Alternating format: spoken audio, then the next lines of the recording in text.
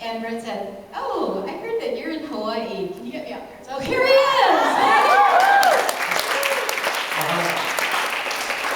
So I just wanted to, before I start the workout, I want to thank you guys for coming out today for a little playtime on Saturday. It's good stuff. And thanks for having me out, Dallas and Fran. I appreciate you guys getting me out here. Been a busy travel schedule. So I want to talk a little bit about RevAbs because it's not out on, the infomercial's not out yet. And we just as an update, I don't know if you know, but the owner of Beachbody, one of the co-owners, Carl, wanted to do a second round of test groups. So there's like 80 employees from Beachbody that have joined the revolution. And they're at day, I think, 88. They're coming to, they have like 2 more days of training. We've had some phenomenal results. But it's not just about the physical results. Really, part of when I talk about the revolution and being a part of that, it's the fitness revolution. And I really feel strongly about it, and I really am happy to be a part of Beachbody because I know they feel the same way. And you guys are a huge part of that. There is an epidemic going on in the country. America is the most overweight country in the world. And it's gotten into the elementary school. It's unbelievable. So I said this to the first test group I did back in '08, and I say this to the deal I made with the contestants was that if I help save your life, you got to go help save some others. And I really believe when you guys go through these programs like RevAbs, and P90X, and Insanity, and Chalene Extreme, and you get juiced up, you get jacked with all the transformation that's going on, the physical part is one part of it, but it's really the mental, emotional, and spiritual stuff that you guys go through when you change your body, when you change your life. That's contagious. That's what gets you a part of the revolution. And it is so inspiring because everybody's like, what are you doing? What's going on? Can I get, and it's just question after question after question. And I really am very proud to be part of it and to see you guys out here doing it because you're like the front line of the revolution. You're out there educating people, inspiring them, and passing on the information or the knowledge. And it's not, knowledge isn't power. Applied knowledge is power. You get information, you train it, you do it yourself, you learn it, that is really powerful. And then you can turn other people on. And that's really that's what I'm in this, that's what I do. I don't even call it a job. I really call it an honor to do what I do, but that's why I do it.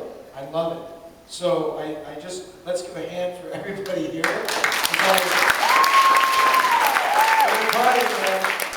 Put it on the back and be part of the revolution. That's literally the key thing that I always talk about, and I say this to every contestant. When I got on the show, we weren't, my partner and I, or at least I was not an iconic trainer. Bob and Jillian are very, very popular women trainers. So how do you think, we were chosen for immunity, not because they knew who we were, because they didn't. So what do you think it took to gain the trust and respect of those 10 people when they could have gone with a known, proven method and trainers that work? I want someone, what would you do? How do you do that? Do it yourself. That's right. You walk your talk. You lead by example. That's it. Pure and simple. I don't care how famous you are, how this, how that. If you don't walk your talk, if you don't produce results, it's not going to happen. And that's why if you've seen the show, I always train with contestants. Every single time. I want to show them that it's not someone just blowing a whistle, and I don't want to have to yell at them. If I'm dragging a prowler, and I've hit 180 BPMs, and I'm anaerobic and about to pass out, and they don't want to do it, they just look at me, they're not going to not do it. They're not going to argue, they're not going to cry about it, they're going to do it. So, it's walking your talk. And when you guys are doing this, you're out there talking to people. If you don't walk your talk, and you're just in this for the business, I don't think you're going to last very long, to be honest. You may do pretty well, and you may get a few people underneath you, but I really see You know, Pete Penny's a good friend of mine, one of the top diamond coaches. That guy just dropped 30 pounds with RevAbs. And I gave him a talk. I was like, dude, I don't care how good a business you are. You got to walk the talk, man. And that's what it's about. Now he's dropped weight. He's in good shape. His whole family's doing it. It's like, I'm not saying you should concentrate on the business aspect, but if you do this day in and day out, walk the talk, everybody will come to you because they want a piece of your energy, not necessarily the business side. They'll get that. It'll happen. So that's all that I wanted to say on that point about actually RevAbs, the technology of this. So I was going to do a Brazil program because I study capoeira, and I go to Brazil, I go to Rio, they pronounce it heel, and R at the beginning of the word. In Portuguese it's pronounced as an H. So I go to Rio a lot, Sao Paulo, to train capoeira. And I was originally going to do a fitness Brazil program with capoeira, and Carl wanted to do an abs training program. And if you've done RevAbs, you know it is probably different than most other ab training programs out there. So what do you think is the number one thing if you want to get a great set of abs? Six-pack, mommy wants a little lines down the side, whatever you want. A little two-pack, I don't know. What do you think is the most important thing you've got to get? Have fun. Have fun. Work. I like all the answers. Well, a lot of people have great abs, you just can't see them. The number one thing you got to do is you got to burn the fat off your stomach. That is.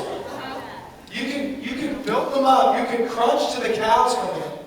And trust me, I know a lot of men and women that when we're training, I can feel they have six packs over there.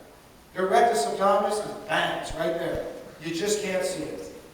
So how do you get the fat off the stomach? Can you spot reduce? No. No, you can't. So we have the next in the future. There's going to be a pyramid that's built. It's going to have 1, 2, 3, and 4 spots along the pyramid. The one spot at the top of the pyramid is your goal. The goal is, I want to get a great set of abs, I want to get a six-pack, whatever set of abs you want.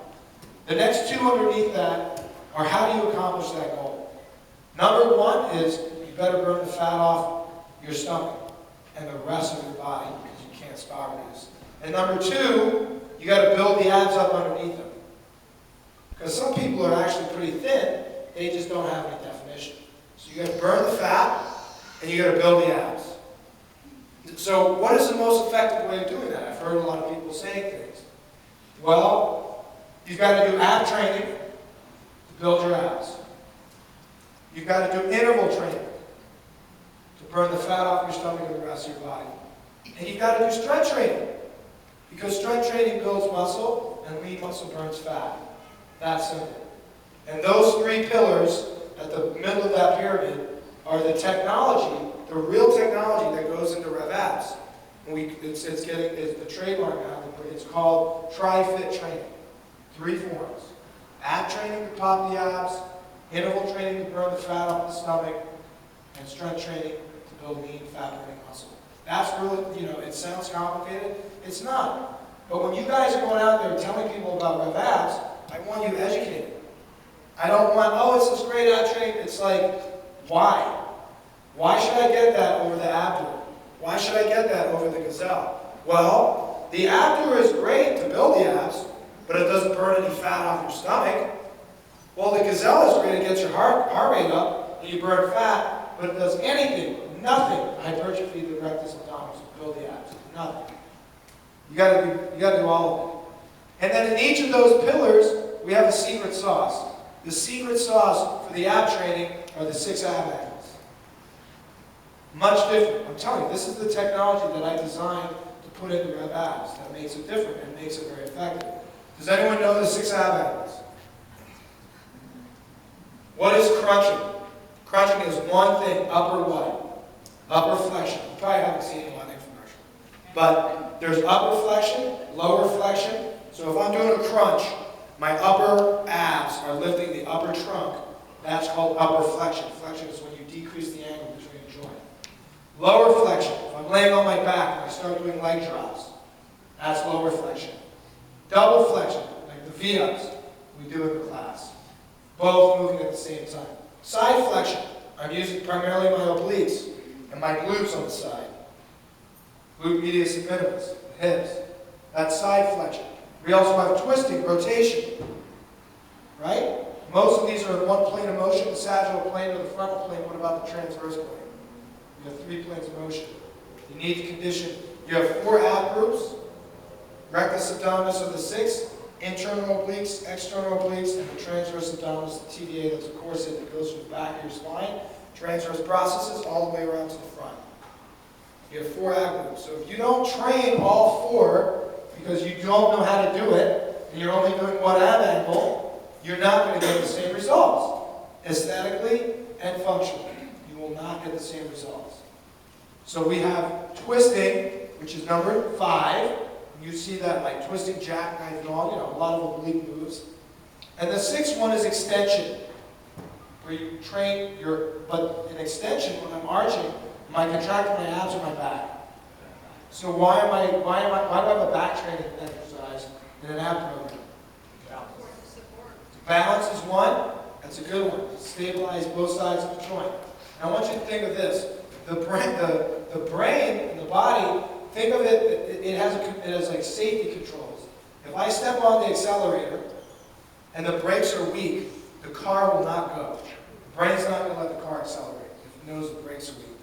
So if you develop one side of the joint and the other side is weak, how hard do you think I can contract my abs? My back is really weak and not stable. The brain won't let you do it. So here's another analogy. Try doing a pull-up on a rubber band. How far do you think you're going to get? Now you do a pull-up on something stable. You can do a pull-up. When the abs, like the rectus abdominis, attaches to the pelvis and up to the ribs, goes to contract and pull you down, if the back muscles are weak and they can't lock the pelvis and all the bones in place, it's like doing a pull-up on a rubber band. The abs do not get any leverage. But when those guys are conditioned, and they're like tree trunks in the back, you can crank and crank and crank because they don't get tired. So one reason you'll see people doing a sit-up and they grab their back. Why are you grabbing your back when you're doing a crunch? Because their stabilizers are weak. That's why. So that's why we have this. This is real science and real technology that goes into this program. And it's not a bunch of bullshit and BS that the Abdoers and the Gazelle and the other ones are. They're just a false promise. Bottom line. So that's the secret sauce of the ab training. That pillar. Boom. The second pillar was interval training.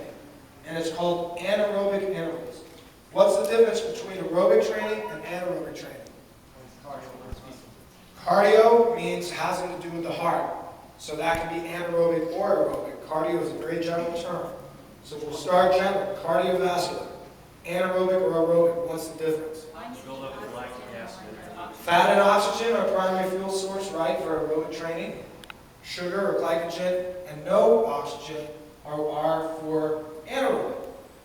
Now, the demand on the body when you do an anaerobic exercise, is the duration of it, is it intense or is it not intense? So can the duration of it be long or short? Short. Short and hard. It drives the heart rate up.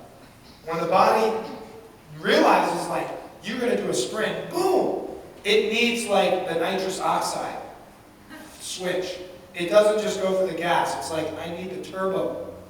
Those turbo engines are like growth hormone, testosterone, adrenaline. They're hormones. When those get released, your metabolism goes up. The thyroid gets stimulated.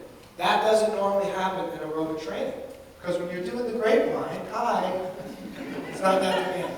But when you start sprinting, and we're in RevAbs, and you guys are doing your kicks, and you're jumping and kicking, that's what happens. You need the nitrous oxide.